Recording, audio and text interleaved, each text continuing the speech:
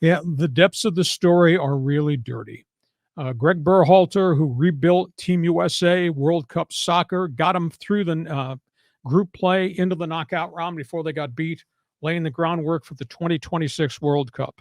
Had not gotten a contract extension, and now we know why, and it's really bad.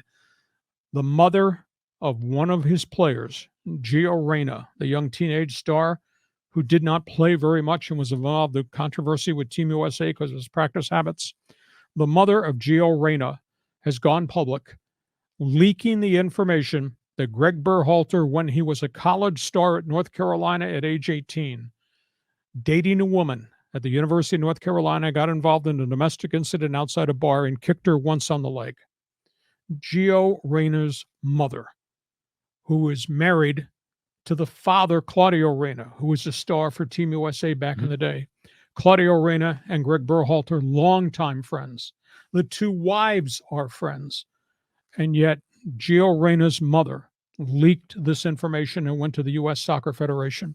And she did it after Greg Berhalter had told the kid, your play is going to be limited as a 19 or 20-year-old for a World Cup.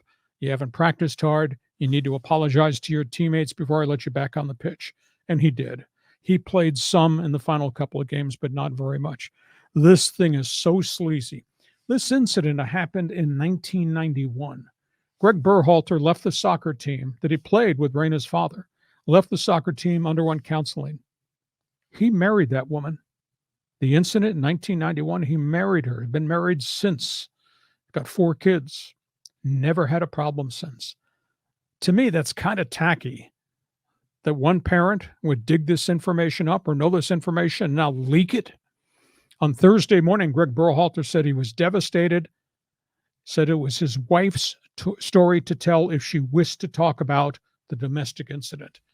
Since 1991, she never wanted to talk about it. And yet the mother of Gio Reyna leaked this and then went to U.S. Soccer Federation. To me, it's horrible. We all make mistakes at age 18 or age 20, whatever it was. Why, after so many years, 31 years, would he be held accountable for something stupid he did that he apologized for, the counseling he got, and then become a legendary coach? Is it far-fetched to say this sure looks like it was extortion? Yeah, I mean, it is sleazy. And the fact that, that Berhalter married this lady kind of tells you that they've resolved the matter on their own privately. But the part that's crazy is it's Gio Reyna's mother. And you think about youth sports and how parents can sometimes completely destroy what happens with the kids and what happens on the field when their kids aren't getting the playing time that they want. I mean, I know with my kids when they were growing up, I saw that happen all around. Now we see it at probably the highest level here with the U.S. men's national team. That just feels dirty, If you're shaming a coach for something that has really been resolved, just because you're upset that your kid didn't get enough playing time. The parents from hell. Yeah. Whether that's the youth soccer program in Rancho Bernardo Poway, yes, or the U.S. World Cup team. The parents from hell. Right. And it sure looks like this is retaliation. Oh, for sure. You had this information for 31 years, and now it's important you're going to make this public because your kid got disciplined by his head coach. All coaches have to tell kids what they want to hear, what they don't want to hear, what they should do to make themselves better. And if you don't do it, this will be the outcome. This sure looks like bleep and retaliation to me, and it's absurd. Well, but Gio Reyna was kind of, being a baby, wasn't he? Was kind of whining that he wasn't playing as much, wasn't really focused during the workouts. So the coach, on what limited information I have, seemed like he did the appropriate thing, to tell him he needs to get his act together. But moms are always there defending their children, and it's ridiculous that it gets to this level. It's just bananas. U.S. Soccer Federation, which has had its own set of scandals in its leadership, just like everybody in FIFA has had its own set of scandals.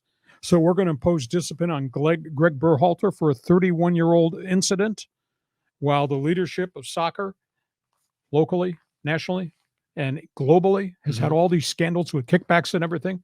We're going to hold Greg Berhalter to a much different set of values 31 years after the incident. So I think they're making a terrible mistake if they take this a step forward And I don't know how the Reyna family expects their young teenage son to be able to play for this guy if this guy gets the contract extension, which I tend to think he should. Would you give him the extension? And how does Reyna go forward with this guy? Yeah, well, this guy deserves the extension. I mean, he got the U.S. team into the knockout rounds with an extraordinarily young roster. Reyna is just going to have to grow up. He's just going to have to, I mean, maybe apologize to the coach for his lackadaisical kind of behavior and really focus and prove that he deserves time on the pitch. The facts on the paper show that Reyna not only dogged it, that he broke curfew, that he was overweight, that he practiced poorly, all in the midst of the greatest moments of U.S. soccer coming back to be a global team. He was doing all this junk because he didn't get the chance to play. He did apologize. He was put back on the field. The coach never mentioned his name, but it leaked out about what he did over in Qatar. So the kid shares some blame, and the family. I don't know how the family expects their son to be able to play for that coach, unless Berhalter gets a contract extension and says that is history. Go be my next striker with Christian Pulisic, and let's grow as a player. Let's grow as a team. Let's look towards 2026. That's how I would handle it. But I'll grant you, I don't think the Berhalter-Reyna family friendship, which goes back to the 1990s at the University of North Carolina, where both husband and wife played together and were close friends for all those years. I don't know how that relationship works, but we'll see where this goes in the coming weeks. Interesting. Well, so many parallels to a lot of other stories, because on one level, this is a young man who, wherever he has been the superstar. And now suddenly he's not. And so that was a difficult for him to adapt to. On the other hand, he's a young man in the spotlight, kind of like Fernando Tatis Jr., that hasn't fully matured as a man, hasn't developed the character traits necessary. And then finally, it's interesting how you talk about double standards and the rules that are applied to different people. We see that across all of these different sports as we get outside the lines, how management and how the media are treating different people for similar infractions and who gets a pass and who doesn't.